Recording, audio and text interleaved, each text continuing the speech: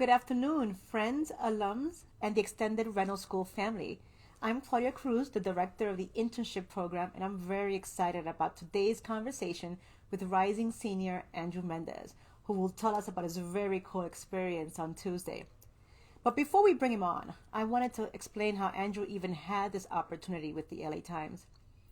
Every Reynolds School student is required to complete at least one internship and participate in a related course, the dreaded Journalism 499. Interns can work on their skills locally in Reno at creative arts and public relations agencies, or like Andrew, seek experience in newsrooms and broadcast stations.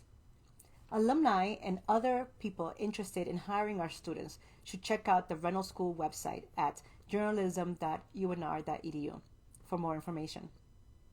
Without further ado, let's bring on Andrew Mendez into the Instagram Live. Andrew, who will chat about his coverage of the Blue Origin launch from Van Horn, Texas, and what it was like to see Jeff Bezos in the flesh. Andrew, are you there somewhere? I don't see you yet.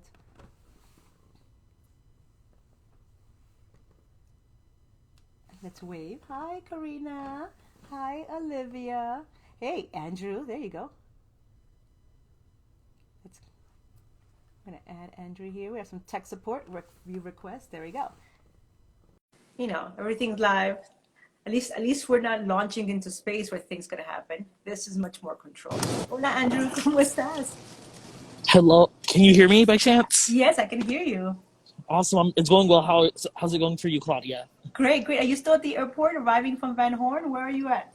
I am in Dallas because I missed my flight this morning, so I had to reschedule, but I'm good.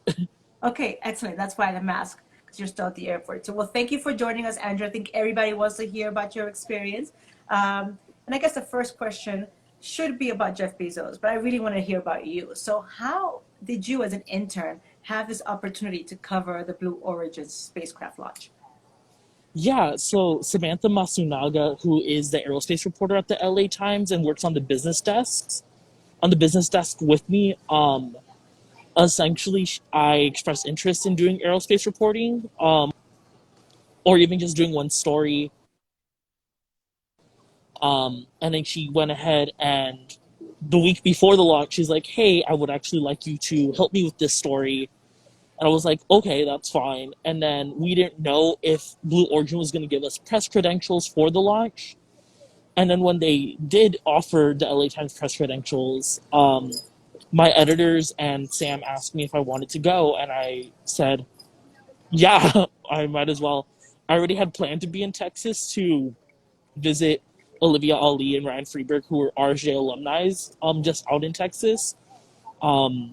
But it was just something that it happened to work out that they asked me to go, and I was like, I am willing to do any drive, fly, whatever. Was there any hesitation? Did you like at all from the newsroom saying we're sending this senior, not the usual business reporter? Was there no hesitation at all? They just trusted your work. I think they trusted my work, and I definitely think a huge part of it was that Samantha was vouching for me as well. Because I was doing the research for the pre-write of the story, I was doing a lot in general, and it was something that I've always just had an interest in space, and I somewhat knew the direction Blue Origin was going, but it was something that my editors trusted my work.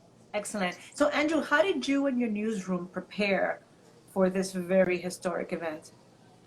Yeah, so Blue Origin was sending out a few emails regarding the time media had to check in and regarding um, what to expect when we got there, weather-wise, conditions, if we were going to have Wi-Fi, if we weren't going to have Wi-Fi.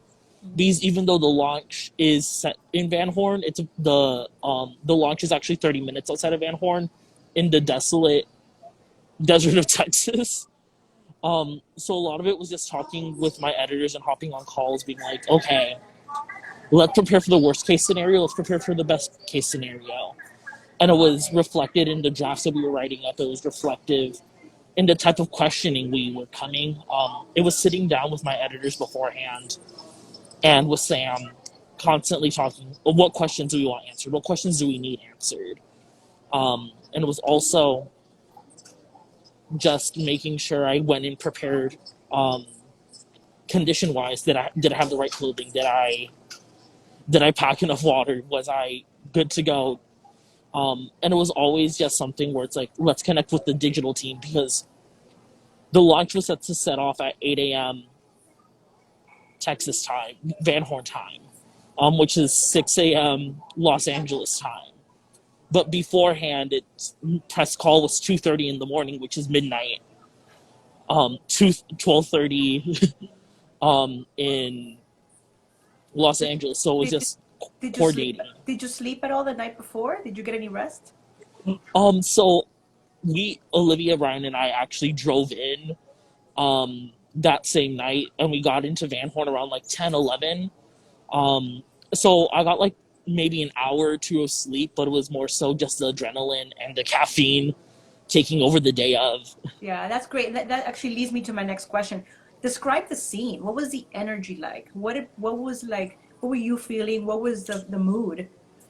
Yeah, it was definitely interesting going to a Van Horn Community Center. It's really small, and just walking in and having to check in with people that you've been emailing back and forth with, but then also seeing these reporters from the Washington Post, the New York Times, Reuters, Bloomberg, Wired, The Atlantic. And it's just like, I'm the intern amongst these individuals who are seasoned aerospace reporters who have been on this beat for 4+ years, 3+ years. One reporter has been on the beat for like 14 years. So for me, it was just, wow, just entering in and letting the adrenaline take over and just meeting these individuals is fantastic.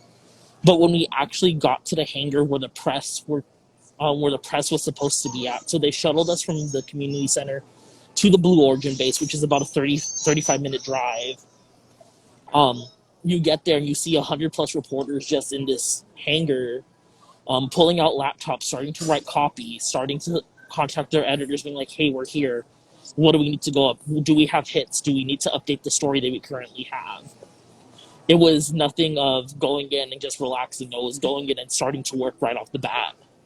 So that brings me then to the next couple of questions. How did your Reynolds School coursework and perhaps your time at the Sagebrush, by the way, Andrew's the new editor-in-chief of the Sagebrush, how did all this experience prepare you for the summer and this experience?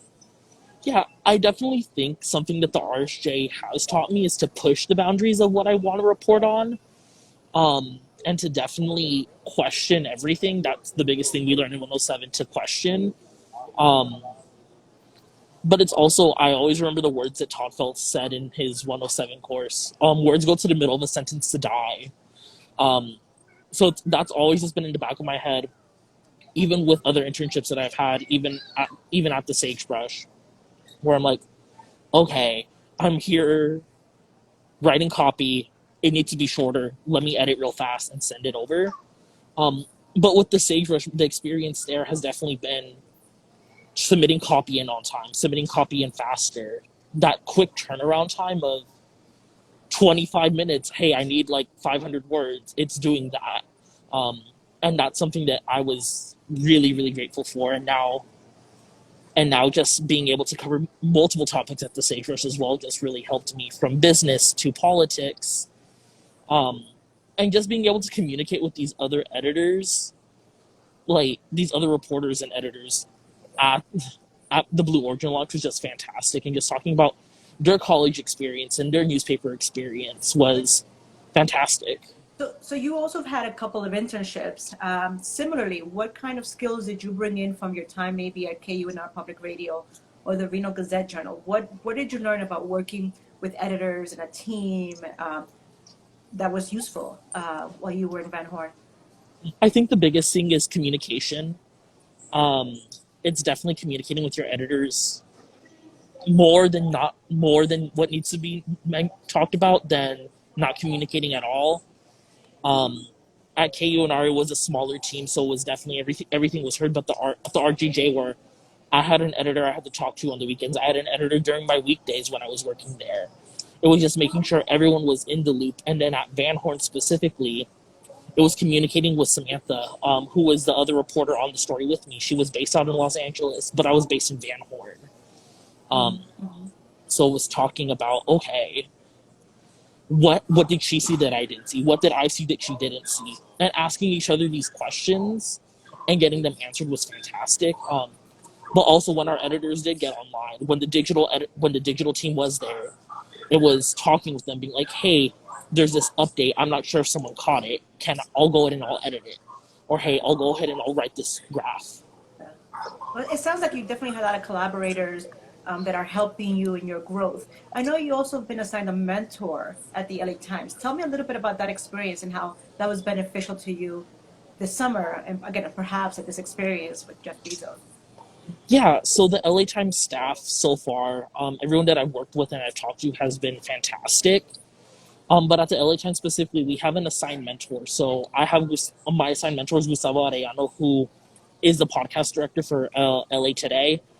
And he's just been fantastic. The advice of that I've had talking with him, just how to get my name recognized in that newsroom, but also how to make sure I'm approaching things appropriately. And it's also just a matter of him bouncing story ideas off with him once in a while, being like, "Hey, I have like 6 weeks left or 4 weeks left.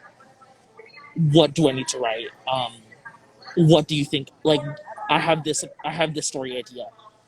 And this is how I'm thinking about approaching it." It's just bouncing those ideas back and forth. Um, and it Well, was just fantastic. yeah, well, you're definitely getting your name known at the LA Times and now around the world because of this experience. What advice would you give future students or students who are looking to get internships in the future? Apply everywhere and don't be afraid to apply everywhere. I applied for the LA Times internship on a whim. It took it took like me talking to 4 or 5 people to then be like, "Hey, you should actually apply." So I was applying and then not realizing I was going to get it, and then getting it and ending in there. But it's also not being afraid when you get in that newsroom to take on these story ideas, to jump at every opportunity on top of working with what you're doing. It just helps build your portfolio, and it just helps build you as a reporter of what you want to do, and it helps you realize what you want to do long term. And thankfully I have a better understanding after this experience of what I want to do long term.